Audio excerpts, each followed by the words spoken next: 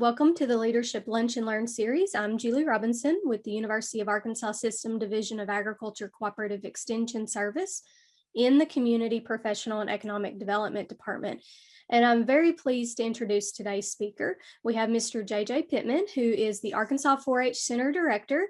J.J. is responsible for about 15 employees at the 4-H Center and is also a LEADAR Class 14 alumni. And I'll let him debate with everyone else as to whether or not his class was the best class or not, but he is a Class 14 LEADAR alum. And JJ is going to share with us how to motivate and engage those that you lead. So JJ, with that, I'm going to turn it over to you.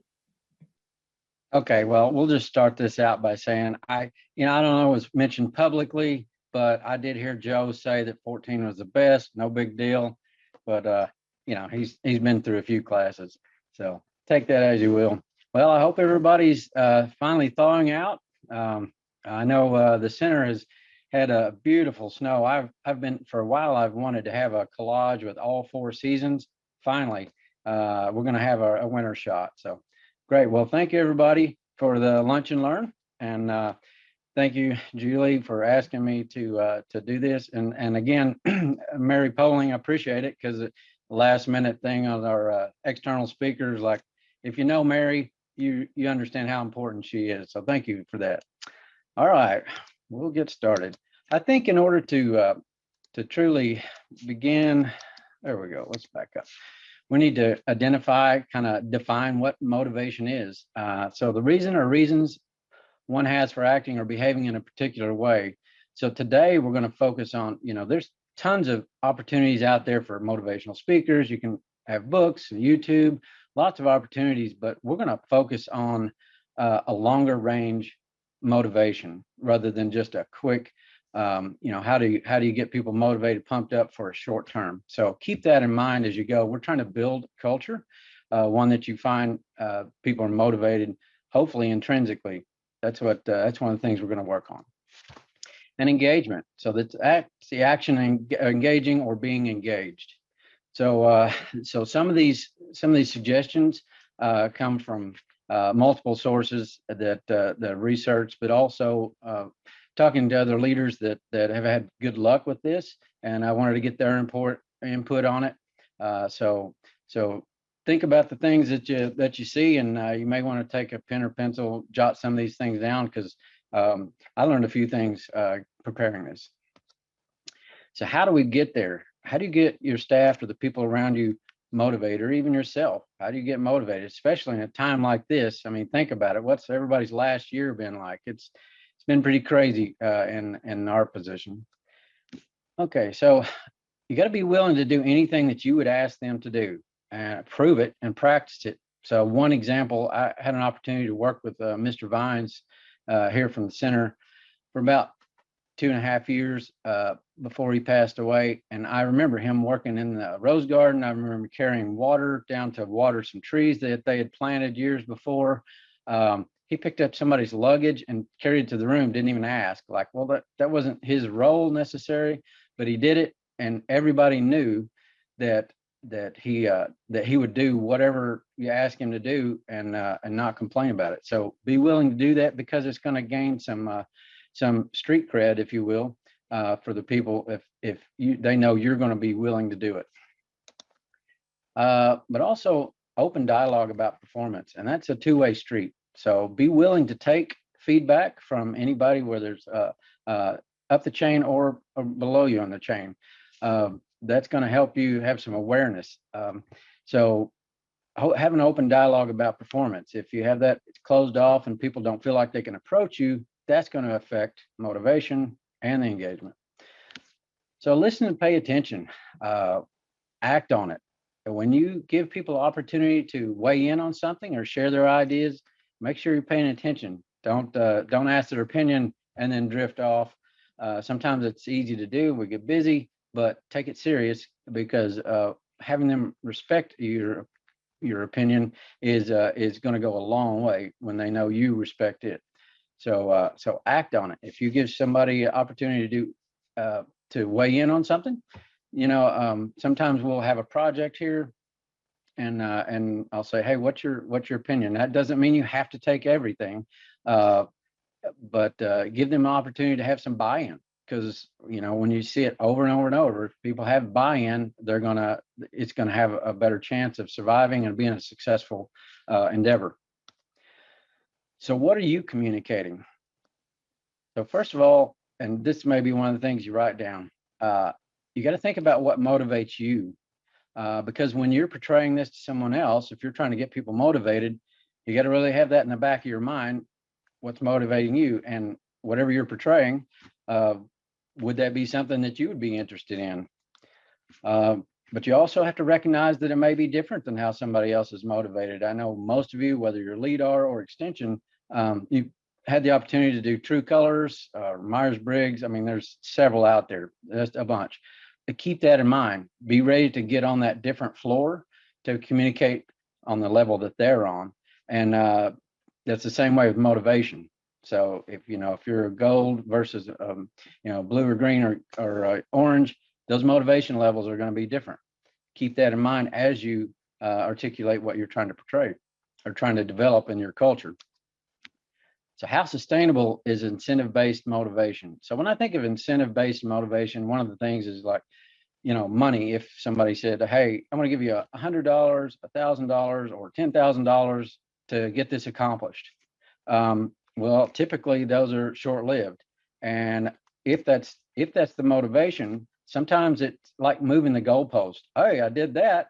Now what's next? And it just becomes reciprocal, and it can become its own beast. So be careful. So what you want to do is you want to try to create a culture and a commitment from the folks, because the more intrinsic it is, the more long lasting it's going to be. So Dr. Henry Cloud said, people who achieve things don't rely on motivation to do so, because motivation will eventually run out, but rather they rely on commitment. So think about that commitment wise. So how do you create that? Or, well, here's one example. I can't say like, those motivating factors. I did not win a cookie bake-off winner. I left the organization, some kind of event, and I saw this in the parking lot. It's like, oh, I got to take a picture of this. You talk about motivation. So whoever, in this case, the cookie bake-off winner, they get to park right by the front door.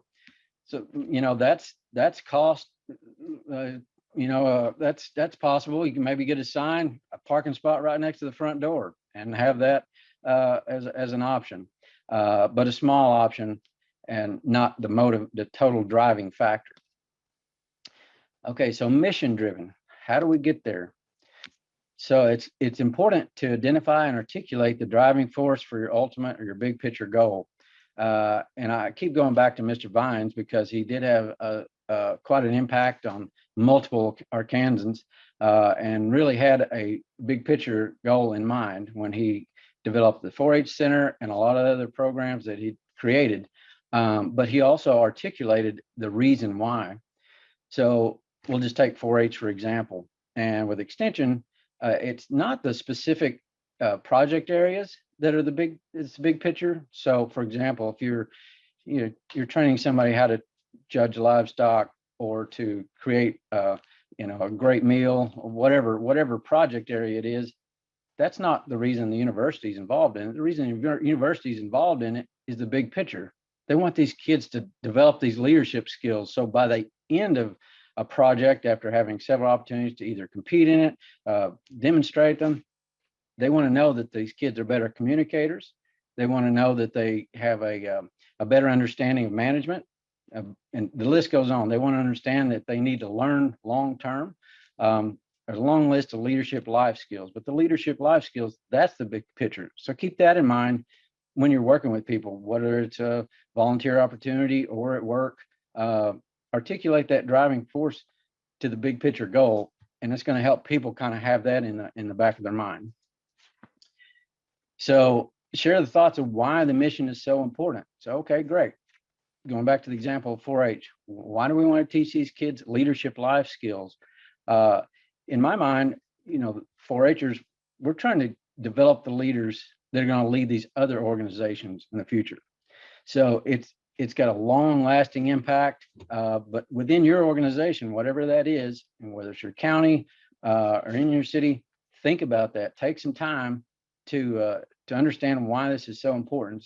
Even if you're selling widgets, whatever it is, why is that important? What does this provide to the people we're working with and for? This is a shot from, these are 4-Hers. This is a high adventure program. I don't know if you're familiar with it, but we take teenagers into the backcountry for about, we'll be in the backcountry for about 5 days. So we're actually staring into Canada right there, that other bank. So this is the Boundary Waters. And it took us days of paddling in inclement weather, windy, rough seas, if you will.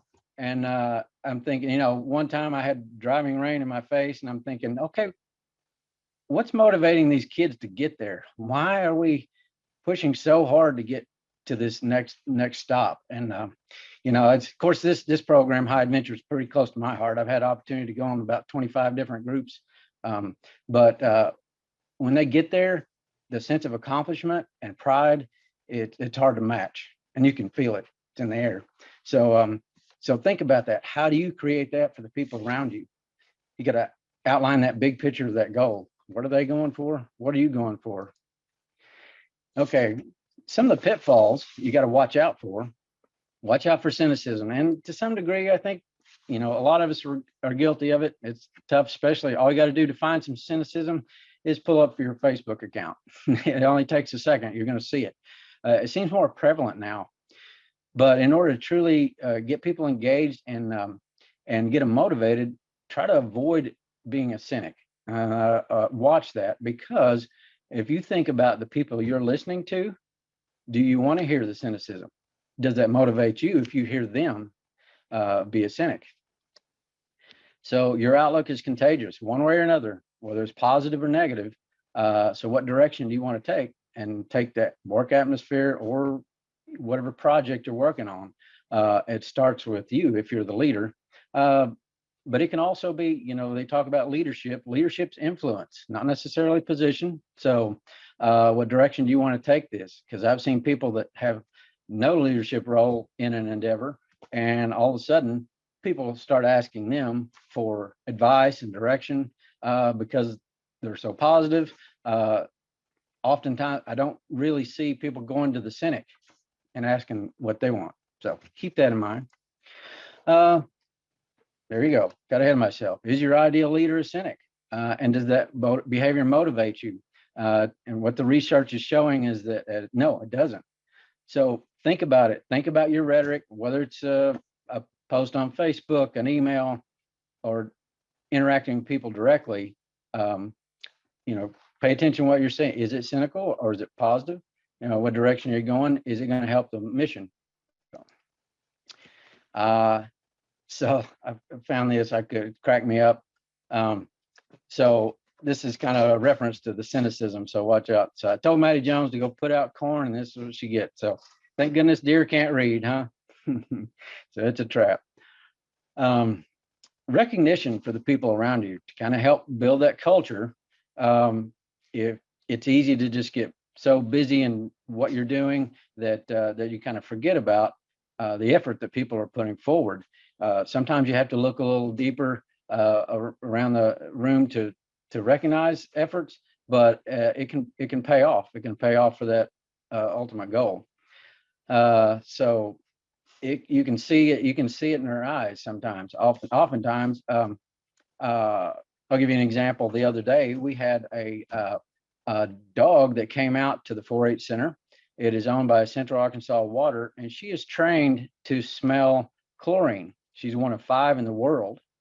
And that dog worked incredibly hard. I'm thinking, holy cow, if I had had employees that worked that hard when I was hauling hay, oh my gosh, you can imagine how much we get done. And she did it all just to chase the ball. It wasn't about food. It wasn't even about being petted. She wanted to chase that ball. So you got to find out what that ball is for the people around you, and use that as motivation. That was entertaining to watch, by the way. It was amazing how the dog walked. Anyway, you have to look that up. Her name's Vessel, Central Arkansas Water. Pretty cool. Okay, brag on your employees. It's free. One of the people that I think about did a great job with this was Dr. Cartwright. Think about how many times he made reference to people that were doing a good job and wanted to kind of recognize their efforts. It made you feel good if he put those words out there. But again, it's free. Write that down. So people around you, I say employees, but even if it's a volunteer situation and you guys are working, take that opportunity to brag on people, whether they're listening or not. And don't expect anything in return. Don't think, well, I gave them, kudos on whatever opportunity or in the paper or something like that. They should pay me back. Don't expect it. Just make it intrinsic and just move on. And think about what you can do to brag on the next person. Okay, summary. We're going to keep this short and sweet because I know you guys are eating and we want to have equal amount of learning and lunching. So summary. Focus on the mission and the commitment to the cause. Again, don't look for those short-term, how to motivate the people just for this one day. Think about a long-term commitment, and the suggestions that we've given you today, like I said, they're both research-based and from successful people and their advice. Keep those in mind. Reflect on how you treat the other people, and would you find that motivating if they were treating you that way? Try not to do something to squelch that motivation. Avoid the cynicism. It'll squelch motivation. There you go. I've looked over this a couple of times and I'm already ahead of myself. There's plenty of cynicism out there. Don't be a part of that if you're really trying to get people motivated on a long-term basis. And recognize others and their accomplishments. It's easy to do. It's free. Don't hold it back. JJ, thank you so much for sharing with us today. We really appreciate it. Thank you to everyone that took time out of their lunch hour to join us, and we hope that you'll join us in the future